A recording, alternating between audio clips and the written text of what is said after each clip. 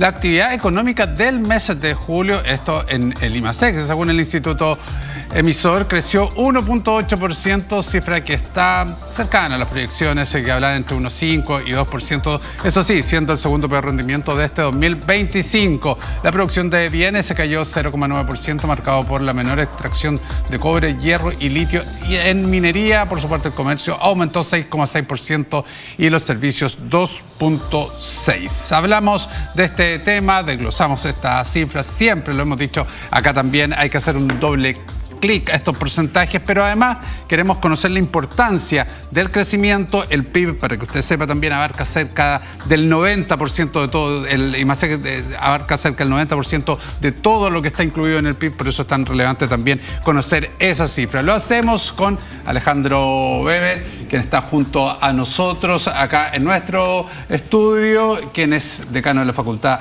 de Economía y Negocios de la Universidad de San Sebastián. ¿Cómo estás, Alejandro? Muchas gracias por acompañarnos. Muy bien, Cristian. Muchas gracias por la invitación, feliz de estar con usted. Alejandro, bueno, hemos estado escuchando ya un debate político en torno a esta cifra, 1,8, 2, cuánto vamos a crecer, si vamos a llegar al 2,5, pero la verdad es que hoy día, ¿por qué la gente tiene que tomar relevancia a este porcentaje de crecimiento? ¿Por qué es importante que sea más alto? Sí, a ver, lo primero, Cristian, tal como decías tú, el IMASEC es el mejor termómetro que tiene nuestra economía para ver cómo está la producción de bienes y servicios en general. Mide comercio, la manufactura, la minería, resto de bienes, en fin, pago de impuestos. Y por lo tanto es un muy buen proxy de cómo va a estar el crecimiento total de nuestra economía cuando vamos acumulando mes a mes y llegamos a fin de año. El resultado de este IMASEC, donde nos estamos comparando fundamentalmente con el mismo mes del año anterior, es de un 1,8%, que la verdad es que es menos de lo esperado en general por el mercado. Nosotros estamos teniendo ahora un mal desempeño en general y fuertemente incidido por un mal desempeño de la economía, de la minería. Lo que vimos en los meses anteriores es que fue la minería la que empujó el carro del desarrollo económico. Y cuando la minería deja de tener los motores o de tener este impulso, entonces vemos como el resto de la economía también empieza a caer. Por otro lado, también justo antes del IMASEC tuvimos el resultado del índice de producción industrial.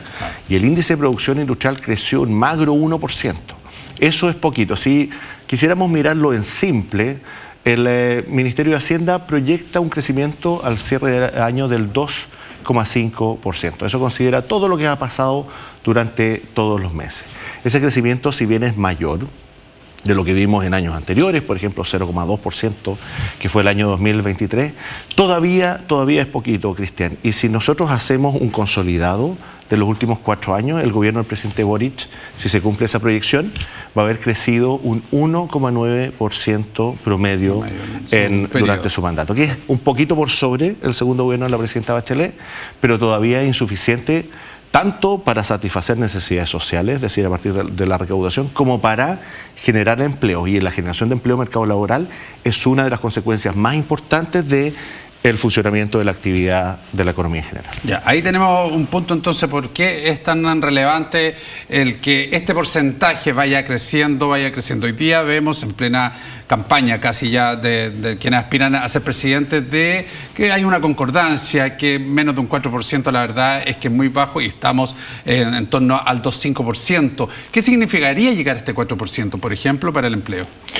Sí, a ver, vamos a terminar entonces estos últimos años con un crecimiento promedio del 1,9%. Crecer al 4%, claro, en términos porcentuales lo dice chuta, pero no es mucho más. Claro. La verdad es que sí, hace una gran diferencia. ¿Cuál es la diferencia? Primero, es que si logramos crecer a un 4%, podríamos empezar ya a tener cifras de empleo similares a las que teníamos antes de la pandemia. Antes de la pandemia estábamos en una desocupación en torno al 7,2%.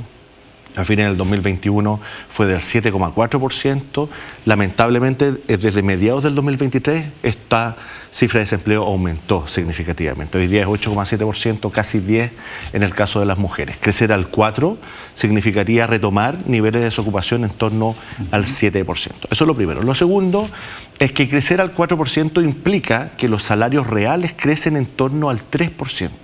Y eso es muy importante. Hoy día, lamentablemente, las empresas más pequeñas, que generan cerca del 50% del empleo, tienen muchas dificultades para aumentar los salarios en torno a la inflación, porque los costos laborales han subido mucho. Recordemos que salario mínimo, por ejemplo, ha aumentado un 51%. Y claro, esa es una buena noticia para las personas que ya están contratadas, pero es una mala noticia para las personas que están buscando empleo, como por ejemplo jóvenes y mujeres que han visto cómo sus oportunidades laborales se han visto deterioradas. Y por cierto, es que también un mayor crecimiento, Cristian, significa mayor recaudación fiscal. Si es que nuestro país lograra llegar al 4%, quizás no al año 2026, pero sí al 2027, y lo mantenemos para lo siguiente, significa mayor recaudación por 12.000 millones de dólares más. ¿Por qué eso es tan importante? Porque cuando estamos conociendo hoy día la profunda crisis que tienen las finanzas públicas, las holguras negativas, es decir, el espacio de gasto compatible con la meta de balance estructural para el próximo año, van a ser negativas por 12.000 millones de dólares. Por lo tanto, esa mayor recaudación permite compensar el forado fiscal que se está generando hoy día. Entonces, ante eso, Alejandro, porque la verdad es que la caída en la productividad, el crecimiento en torno a estos porcentajes que estamos hablando, 2,5, 2,7, ya lo venimos arrastrando de una década, sí. No es de los últimos años. Entonces, ¿qué pasa? Porque uno dice, se necesita eso, se necesitan los 12.000 millones de dólares que significaría esta medida. ¿Los cambios que hay que hacer son mucho más estructurales? Sí, hay muchos cambios, Cristian, que tienen que ver con expectativas.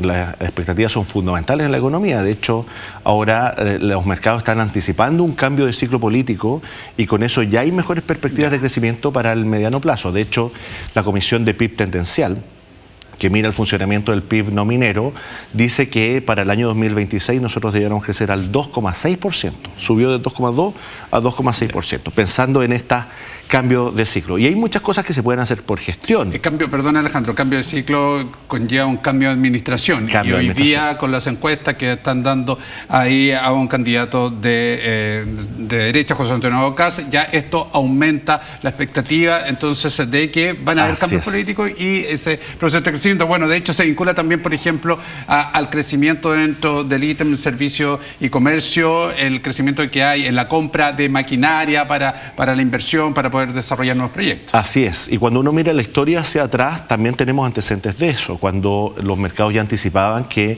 el presidente Piñera iba a ganar las elecciones, inmediatamente había un golpe de confianza o de expectativa respecto de los inversionistas pensando en las ideas que impulsaba el presidente Piñera. En el caso de la presidenta Bachelet fue al contrario, las perspectivas de crecimiento bajaron pensando también en las expectativas de su mandato.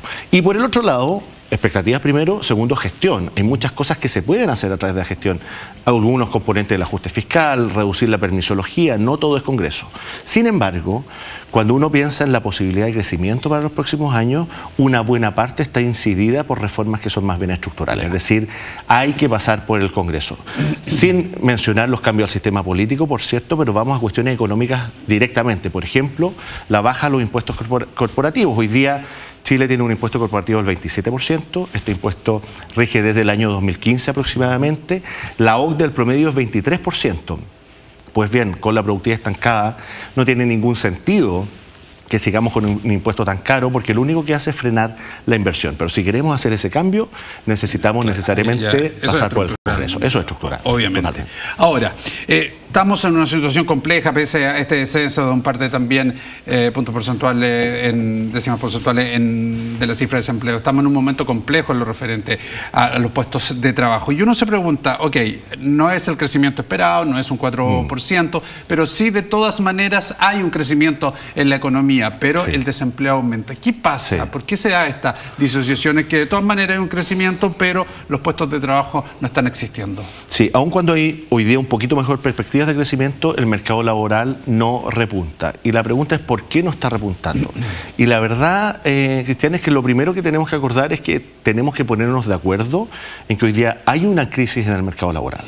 Lamentablemente algunas autoridades insisten en desechar este diagnóstico o negarlo directamente, pero la verdad es que las cifras están ahí. ¿Cuáles son las cifras? Hoy día tenemos 908.000 personas sin trabajo, tenemos un déficit de ocupación, eso significa que Hay más o menos 300.000 personas que debieran estar trabajando pero no lo están. Eso significa que salieron a buscar pega, no encontraron y volvieron lamentablemente a sus casas. Cuando uno mira los datos administrativos de la Superintendencia de Pensiones, nos encontramos con que en los últimos 3 años se han destruido 65.000 empleos formales y que tenemos una informalidad hoy día del 38%. Es decir, el 38% de las personas no están cotizando, no tienen seguridad social. Eso es una verdadera crisis. ¿Y por qué hoy día tenemos una situación tan compleja? No solo el rezago de la pandemia, es fundamentalmente que los costos laborales han subido en exceso. Y esos costos laborales hoy día son una barrera infranqueable para que las pymes puedan contratar y para que personas que están buscando empleo con menor calificación puedan acceder al mercado laboral. Y eso tenemos que cambiarlo con medidas que son de largo aliento y que requieren un trabajo también en el Congreso. Ya.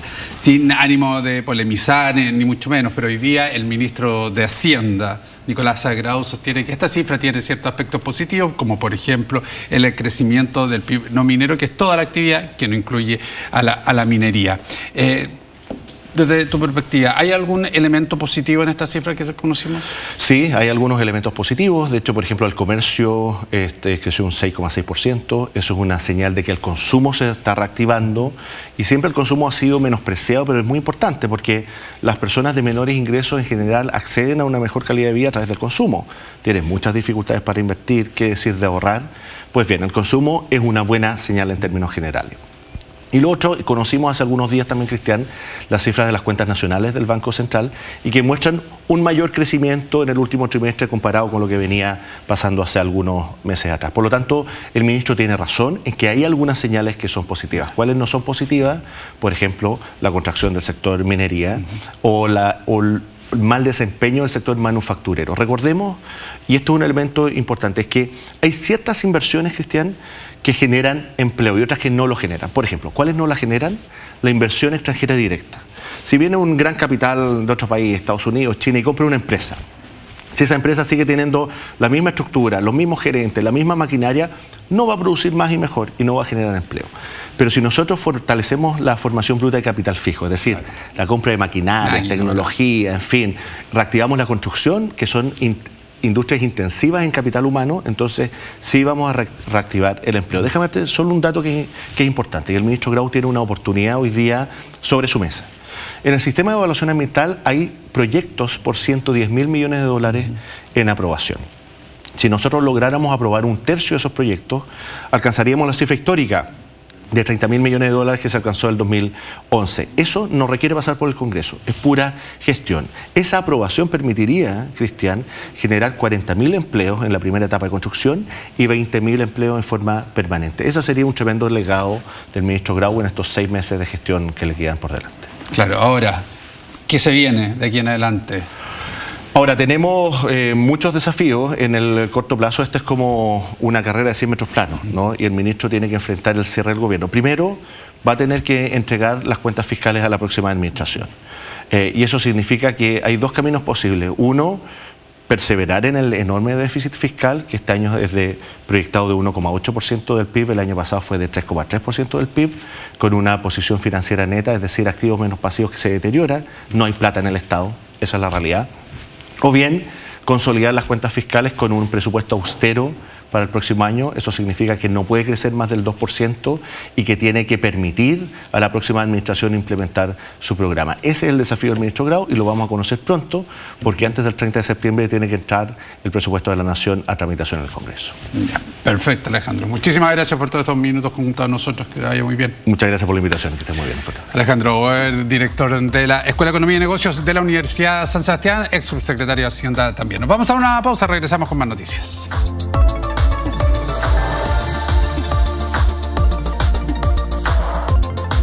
Ya volvemos con